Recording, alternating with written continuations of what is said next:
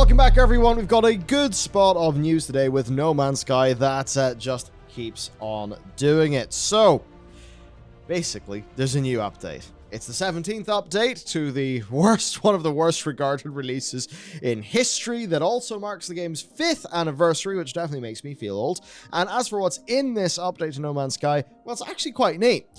Planetary settlements. Founding your own settlement, where you can basically be the overseer of a settlement and you can basically grow it, resolve citizen disputes, and basically do like a little bit of settlement management, as if No Man's Sky, needed even more, right? So it's pretty cool. Pretty damn cool, I've got to say. Now, as a part of this, they have got many new base parts. And if you're completely out of the loop here, what people have been able to do, like making custom bases in No Man's Sky, is extremely cool. Extremely cool. So, yeah, more pieces for that. Also, a new expedition season, Nebulas. It's pretty cool. Big fan of those. Enhanced effects, base building improvements, and they're also doing a Twitch campaign. So that's basically the cliff notes of what's, of what's actually going on. But kind of wild. You've got conflict resolution, policy decisions, treasury management, town planning. The settlements themselves are procedurally generated with unique buildings, layouts, color schemes, interior and exterior decorations. And the way that it works is that ungoverned, they start off being quite small, with not that much in terms of population, not that many buildings, but you provide resources, you build new stuff, and, boom.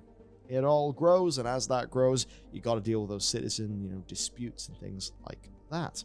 So giving you that sort of, colony leader kind of vibe, which is quite cool because there's already base building and so many other things in this game.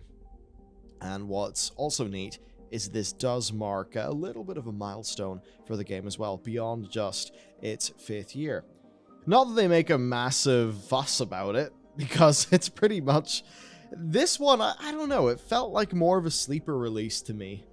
I'm not exactly sure, and that was maybe reinforced to me with Steam charts, where you can really just see, it's almost as if user awareness increases, you see the Steam charts number grow. Now, what you're seeing here is as of 11 a.m. BST, Tuesday the 7th of September, so I'll be very interested to see if today's peak gameplay time will be higher than yesterday's, because it certainly seems like it's going in a good trend as more people actually discover what's going on with this update.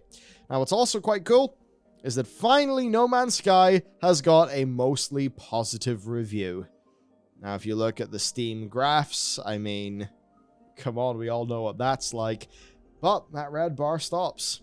If you look at the recent reviews, it certainly is in a far better position than, here, where No Man's Sky got to be a great use case for the Steam refund feature, and I think probably it was one of the games that actually made people really start to think of and use that feature, right? It was always the example people would go to. So that's basically that with No Man's Sky. We've got a big new update, big new update to the game, players coming back, and the business model being continually quite good for customers, even though it was awful for them at the start. This is all still free. This has been 5 years of updates for free. And I think that just shows you that they can develop this game at a profit, updating it for free. Because every update's going to bring in a few new people. Or maybe a few people who refunded will finally decide it's time to jump back in and actually purchase the game. Pretty damn impressive. And I certainly remember, this is maybe a year or maybe a little bit ago, we looked into their company house filing for their their accounts, and they had a sizable war chest. So it's just cool that, and that was a sizable war chest that as well, was still, I think, a lot held over from the launch. So it's just quite neat that they could do anything with that money, but they very much seem to have decided to just do right by people. And I guess that's the thing.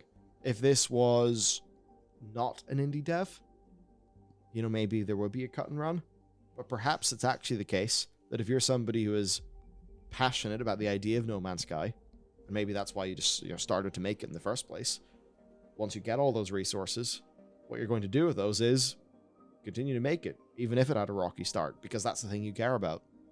And I guess that's where companies like this feel, a bit different from, other AAA. Yeah, it's that fun thing where you're like, what is your goal? If it's growth, then you'll never do this. You just won't do this because it doesn't have any actual benefit. You did have me thinking though. What happens when the war chest runs out? That'll be an interesting thing to see. It'll be a long time. I have to assume it's growing. Yeah, that's another point where you think, well, who's buying No Man's Sky?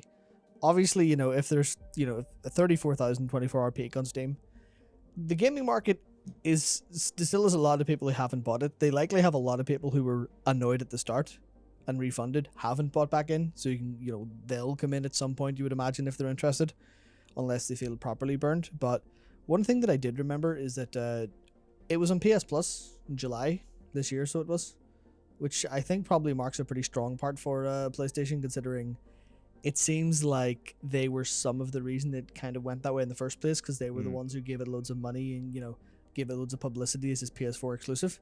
Well, PS4 console exclusive. So it's interesting that they probably got a massive burst of incoming players in July because it was free on PS Plus. A lot of money from Sony for that deal. And then also, here's this like sneaky update in September that completely, finally marks the true turning point that everyone judges the game by, which is Steam reviews. Yeah. So it's really interesting. To me, like, the content cadence is completely insane. And I keep thinking of like, and this is, it's an insanely stupid comparison. But in my head, I thought of it earlier as the Western Genshin Impact, where you're like, where like, for context, purely because you're like, how are you making this game so fast? Like, you're adding a system to No Man's Sky over the course of what seems to be a couple of months with a small team, whereas and it drastically destroys one of the major systems that Fallout 4 was introduced to the series, being settlements. They're like, yeah, we've done it better in a fraction of the time with a fraction of the people. They're like, Jesus Christ, if Sean Murray isn't consistently doing tours of or TED Talks or GDC Talks going, here's how to set up a production pipeline for maximum actual content creation that's also good. If he's not doing that all the time, I think everyone's losing out as a result. It's impressive. Undoubtedly they have grown since that launch. In terms of some interesting things, so now this is as of the 31st of October 2019, so it's not really that up to date, but this is, there were the recent accounts that were signed off on the 30th of October 2020, and on that they had I believe 78 million.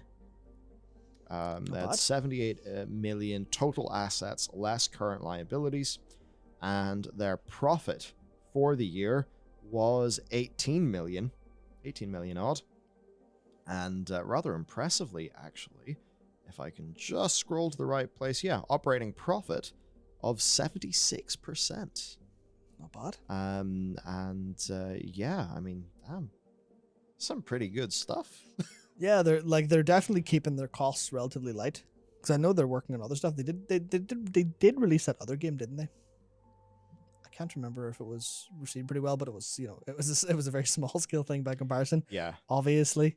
So it's interesting. What is interesting, their revenue did fall from 2018 to 2019. The comment that they provide is that the revenue and operating profit have fallen as expected, which is in line with a normal game life cycle, which it absolutely is. Just that this is one that they're really able to extend out, and I think that's why, as time goes on, you're going to need more sort of tentpole feeling features.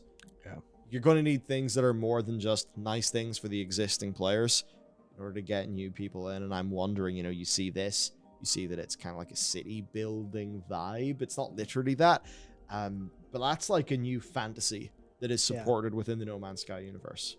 Yeah, and that can get some new people in. It's the thing where No Man's Sky, especially with the addition of this specifically, is starting to feel like it's growing. Like you say, it's growing in scope and fantasy. It's starting to feel like, they started off as this ambitious single player game that was offline, and despite the promises of multiplayer and stuff like that, but ultimately it feels like that with the trajectory of it, it's going to be the most expansive MMO ever created within a couple of years in that sense, because you've got this settlement system, what do you do next? Do you have, like ways to colonize other settlements, in some capacity?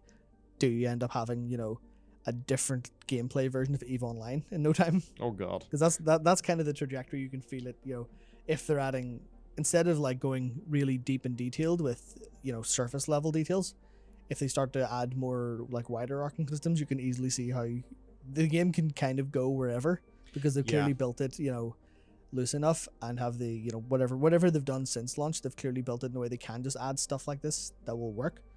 So definitely, I'd love to just look into the future 10 years and see what No Man's Sky looks like.